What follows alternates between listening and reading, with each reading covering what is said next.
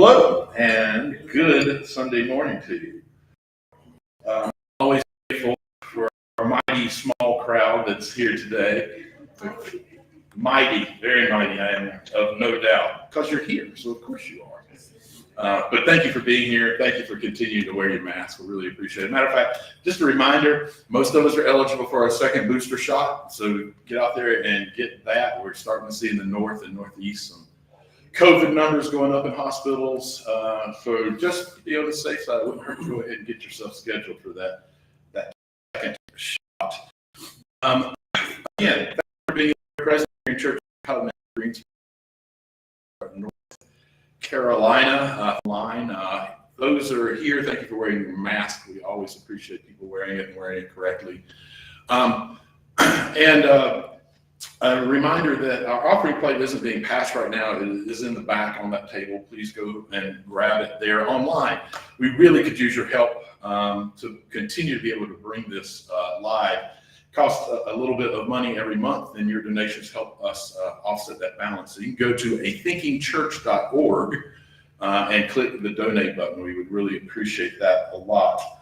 Also on that back table, folks that are here, there is this flyer. I want to announce it on our live feed before we go and do some local announcements afterwards. Just for those online from the church that are watching, we have teamed up with Faith Forum. We are trying to send several buses to the Poor People's Campaign Moral March on Washington, January 18, 2022.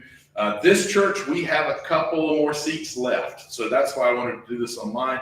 Please contact us if you would like to go. It will be a long day, but it will be a meaningful and eventful day. We hope that you choose to come and join us for that. Just let me know if you do, and I'll make sure you have a seat on the bus. Congratulations to the church. We've already raised over $800 for this, which means besides those from our church that are going, we're able to send at least 5 other folks who maybe weren't economically in a place in their life that they could afford to go financially. So thank you for those donations. We really appreciate that. Online, last thing, if you'd let us know where you're from, we really love knowing where everyone's from. So put that in the comment section, or if you have thoughts or questions throughout this broadcast, please put it there. I always, after I get the equipment put away, get online and try to respond to you there. Again, thanks to everyone for being here. It's greatly appreciated. I have 2 readings today. First is a Bible reading. It comes from Amos, chapter 5, verses 21 through 24.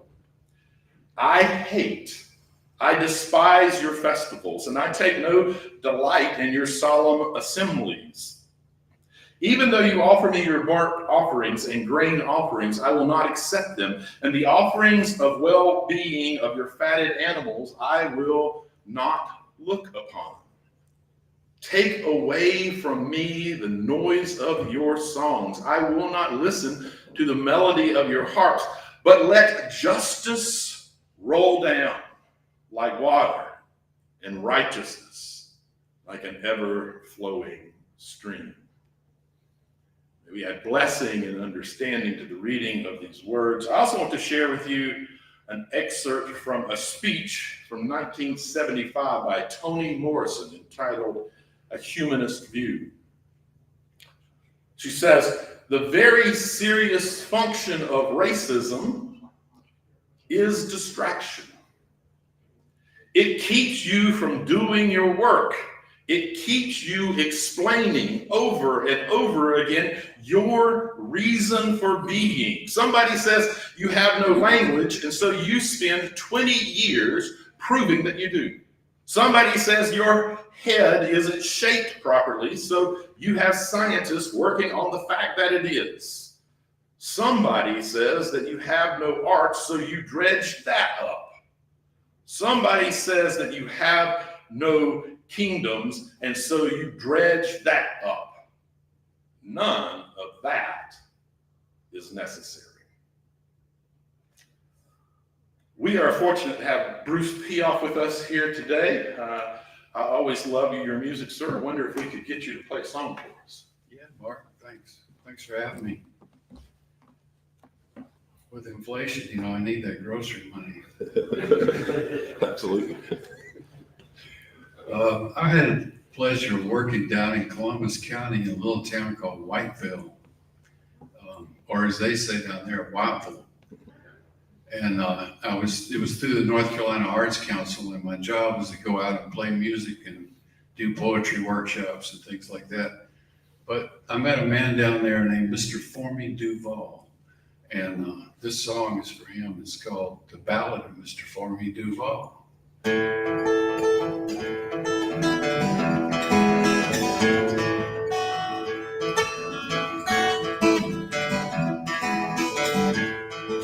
Mr. Formy Duval used to have it all. He was a tall glass of water. Worked 100 acres, corn to backer, to educate his son and daughter. Mr. Formy Duval was loved by all in a small Columbus County town. Drove his tractor and truck from dawn to dusk. He was happy as any man around. Now the land won't support the man working the family farm. Mr. Formy Duval, the night's on call, he's the graveyard security guard. Mr. Formy Duval, Lord, Lord. Mr. Formy Duval, can you hear me call?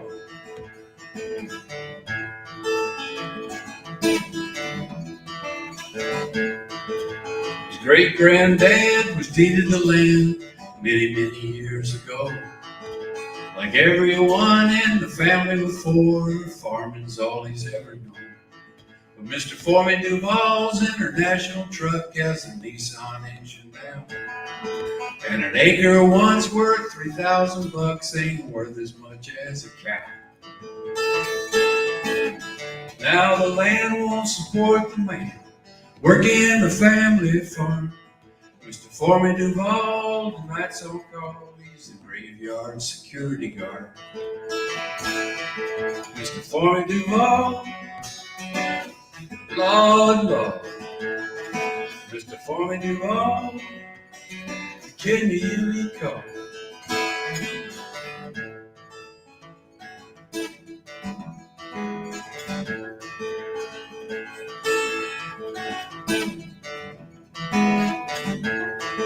Mr. Formy Duval used to have it all. He was a tall glass of water.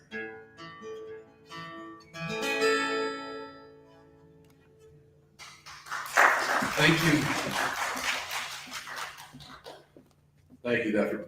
Bruce. So the three of us were talking earlier about some of the storytelling that we can find in the Bible, and I just always appreciate your craft of storytelling. Thanks, man. Very I appreciate natural. what you do. Appreciate that.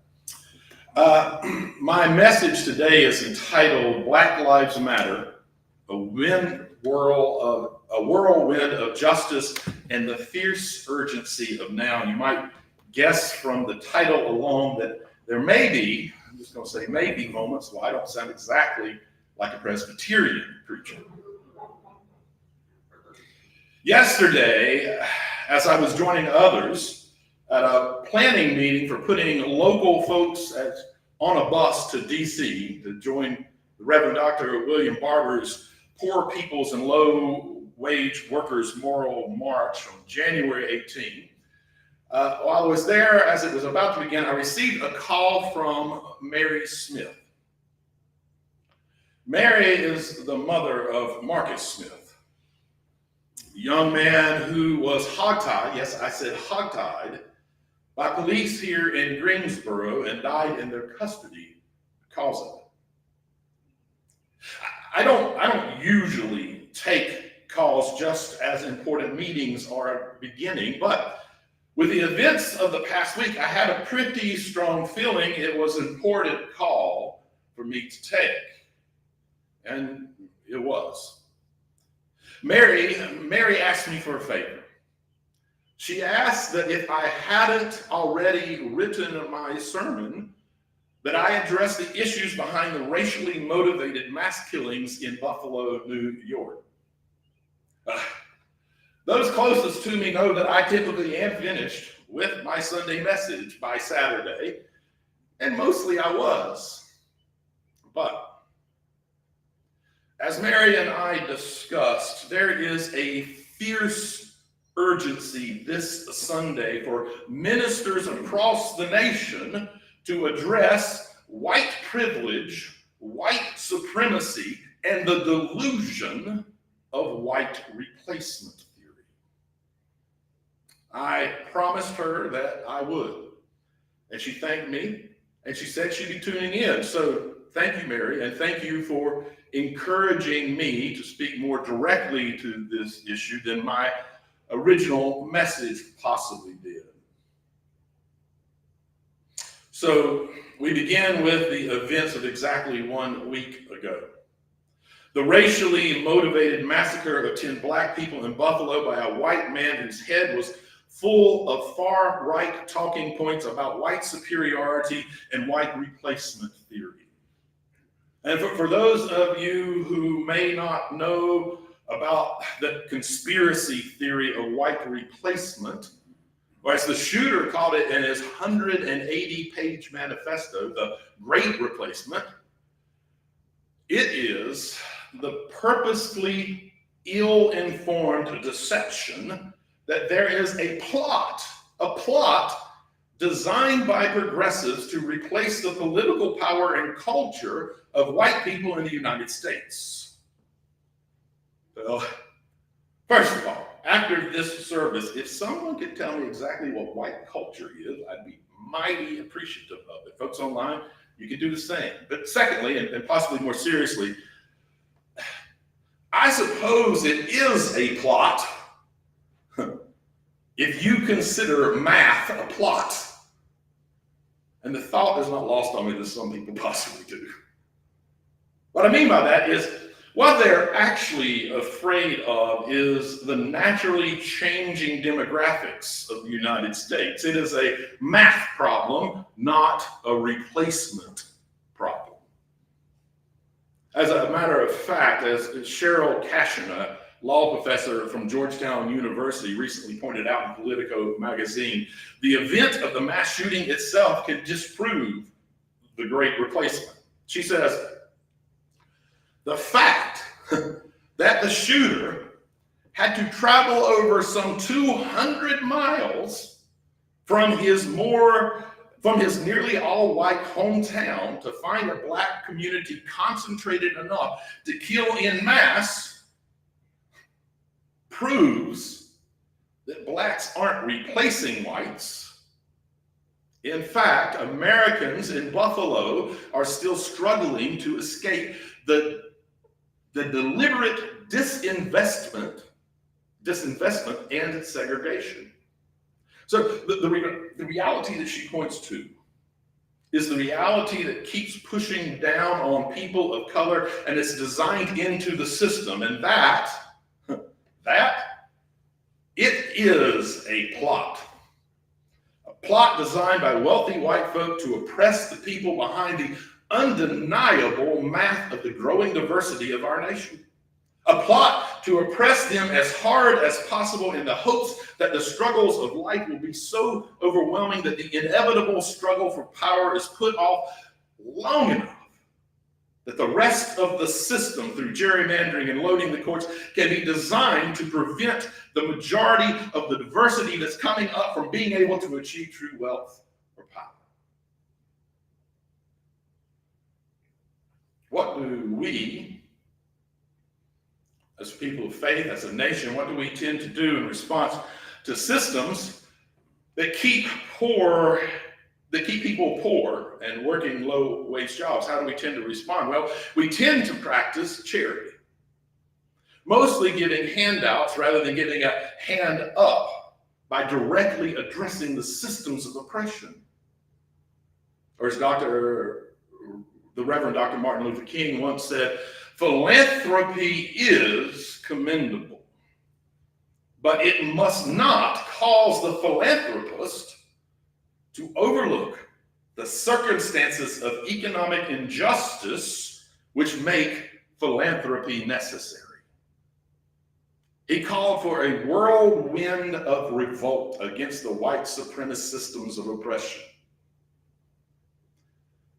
As I mentioned earlier, People from across the nation will join together in D.C. on June 18 to take part in the Reverend Dr. William Barber's Poor People and Low Wage Workers Moral March. And I have no doubt that gathering will have echoes of Dr. King's march in D.C. when he delivered the I Have a Dream speech, a speech in which he spoke of the whirlwinds of revolt. He said, "The whirlwinds of revolt will continue to shake the foundations of our nation until that bright day of justice emerges."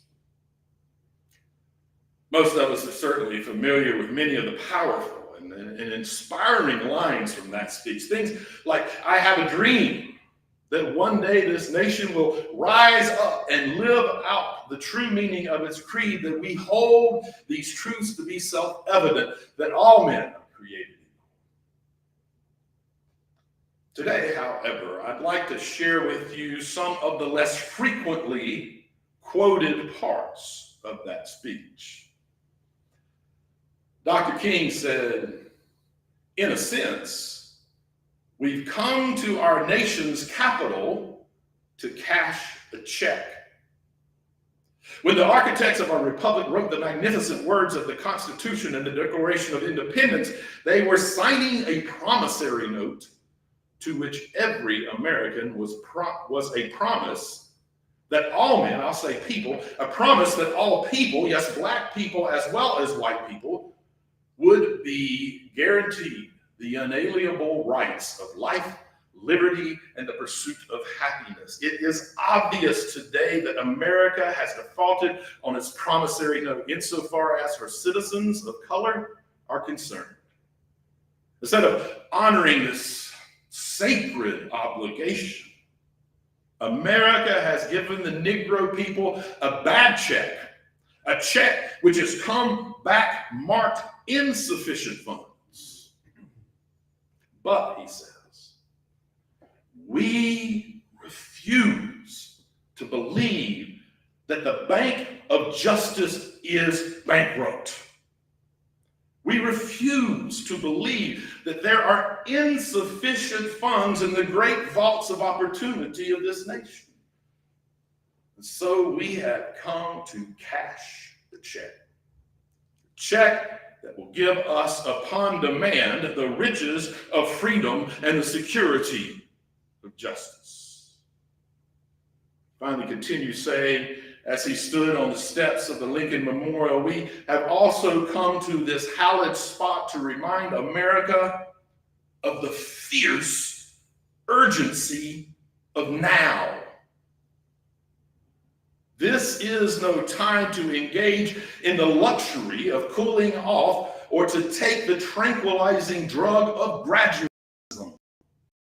Now is the time to make promises of democracy. Now is the time to rise up from the darkness and desolate valleys of segregation to the sunlit path of racial justice. Now is the time to lift up our nation from the quicksands of radical injustice to the solid rock of fellowship. Now is the time to make justice a reality for all of God's children. Okay, so I need to let you know I have a severe issue with Dr. King's speech. It is an issue that far too people will talk about. An issue that should bring with it the sting of our atrocious reality. An issue that shakes me to my core, and it should shake you to yours as well. My issue is the date on which that prophetic message from Dr. King was given. August 28, 1963. I ask you, do Dr. King's words seem any less true to you today than when he said them? They certainly don't to me. Folks, I'm a few years past the half-century mark, and I wasn't even a twinkle in my own father's eye when that speech was given. That's my problem. As a nation, We have managed to give ear service. We have managed to give lip service to the plight and oppression of black and brown people in America. But I am here today as a minister to pass judgment on the United States for doing little more than attempting to placate people of color. I don't want to hear about the Civil Rights Act of 1964. I don't want to hear about the Voting Rights of 1965. I don't want to hear about affirmative action or the Equal Opportunity Act. I want to hear about why it is still somehow okay to nurture white folk in a way that some think that it is okay to walk into a grocery store and take 10 innocent black lives. I want to hear about how it is still somehow okay for some people, for cities like Greensboro, to defend the actions of officers who hogtied Marcus Smith and killed him just blocks away from where the Woolworth sit-ins were launched a civil rights movement across the nation. I want more than just lip service, because where has lip service gotten us in the past half century? Do King's words ring any less true today? I want systemic change. I do not want even one more name added to the list of folks who were killed because of the color of their skin. Dr. King was right then and he's right now. He had a dream, and we must not only continue to dream that dream, but we also must get to doing the difficult work that is required to make it a reality. We must recognize the fierce urgency of now, of acting now, of protesting now, of demanding systemic change now, of protesting now, of demanding systemic change, and becoming a whirlwind of justice now. We begin the needed change by not only giving those in need a hand out if they need it, but by giving them a hand up because they need it. That's the question of charity versus justice. Charity temporarily fixes people so that the system seems to work better. Justice permanently fixes the system so that people have a real opportunity to work better. Or as Desmond Tutu put it, there comes a point when we need to just stop pulling people out of the river. We need to go upstream and find out why they are falling in. You see, love is not complete when it is temporary. You do not share complete love when you give $1 to the guy on the street corner. It's a beginning, but it's just a beginning. Love begins to extend past the temporary and into the future when, as you hand him that money, you ask him his name.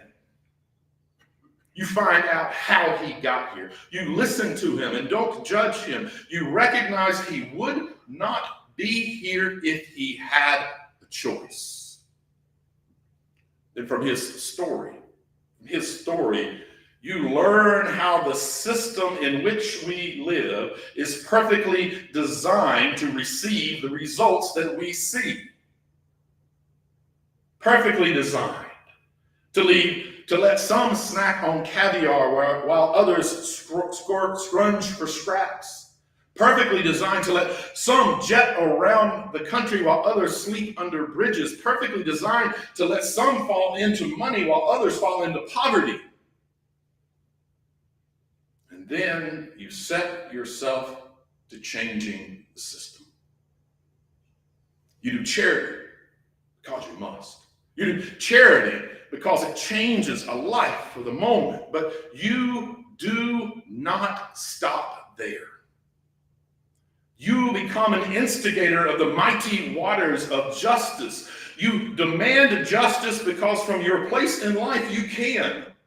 You demand a justice because it changes lives forever. You become part of the whirlwind of justice. You add your voice and your energy to the ever-flowing stream of justice because you are not willing. You're not willing to sit idly by as systems and the powerful marginalize people of color into poverty in the midst of this world's abundance. You go upstream. You find out why people are falling in, and then you become part of the mighty waters of justice that force the system to change. Dr. King also once famously said, the moral arc of the universe is long, but it bends towards justice. However, Dr. King also understood this: the moral arc of the universe may very well bend towards justice, but it does not bend unaided. And I would remind us all that the squeaky wheel gets the oil. Because you see, as he once also said, freedom is never voluntarily given by the oppressor. It must be demanded by the oppressed. We are the justice makers. We are the benders of the moral arc of the universe. The persistence of our faith in matters of equality, freedom, and justice matter because they are the weight, they are the momentum, they are the actions which continue to move creation further down the arc of justice towards a world that more closely mirrors what God desires for it. We are to be the squeaky wheels of justice for a world sorely in need of that kind of love. The kind of love which creates equality, freedom, and justice for all. Amen? Bruce, I'm going to ask you, if you would, sir, to come and share your music with us. Sure.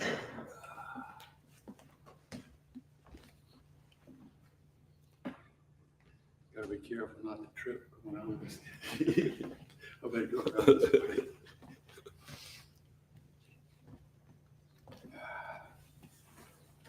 Well,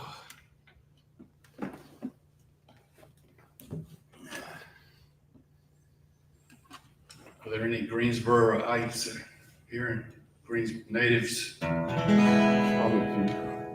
Okay, so you've had the Greensboro blues before. This is called the Greensboro Blues.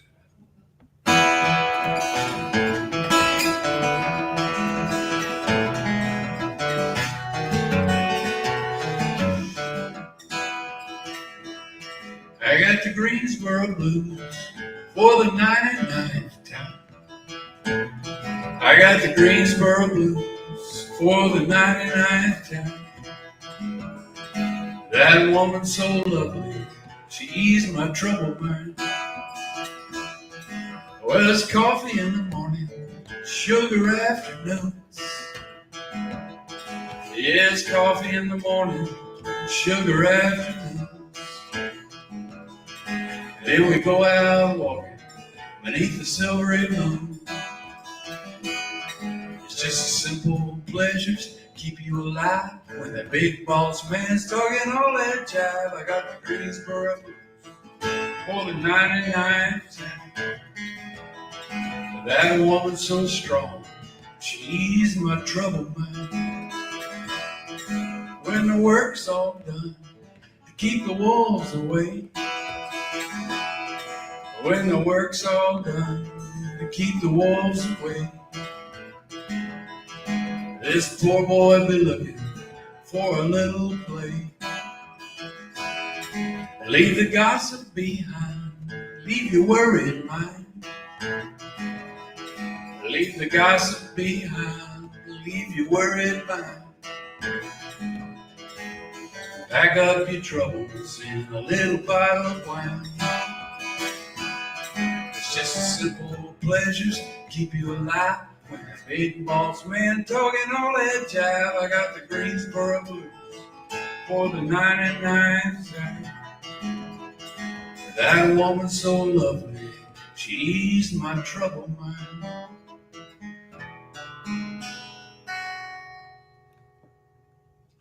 You want to do one more? That'd be great. Thank you. Thanks. Always enjoy coming over here because Mark always has something interesting to say and timely. It's good working with you. This is a love song called Rosalita, about a guy who's been away from home and he's thinking about his daughter.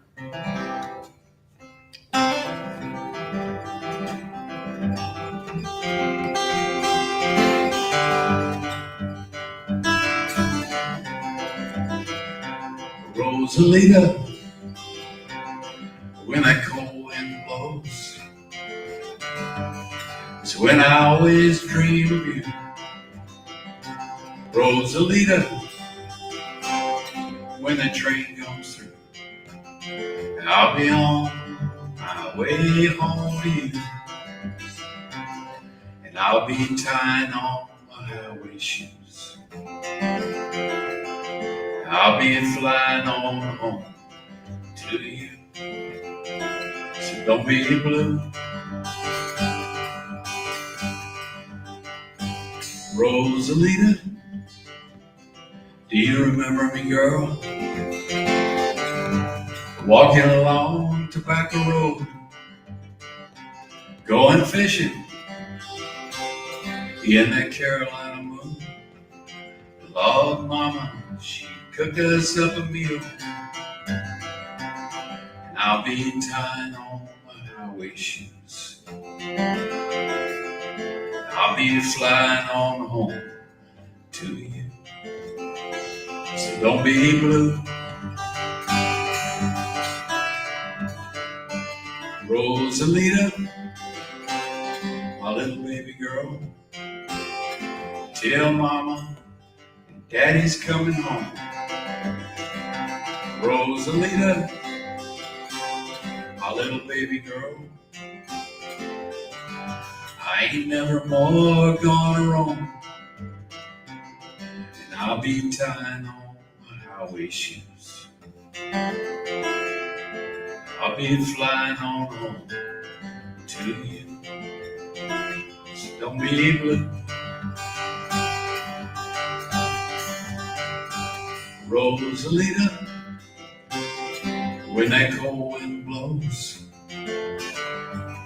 it's when I always dream of you.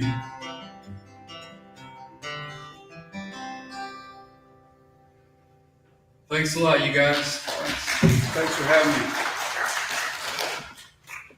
Again, thank you, Bruce, very much. We always enjoy your presence and your storytelling abilities. It's beautiful, absolutely beautiful. Thanks, man. Today, for my prayer meditation, I'm actually going to use something written by Pax Christi's anti-racism team. I've changed that up slightly so that it is more reflective of a progressive gathering. But I'm going to ask you to bow your heads with me now. In our efforts to dismantle racism, we understand that we struggle not merely against flesh and blood, but against powers and principalities. Those institutions and systems that keep racism alive by perpetuating the lie that some members of the family are inferior and others superior. May we gain new mind and heart that will enable us to see brothers and sisters in the faces of those divided by racial categories.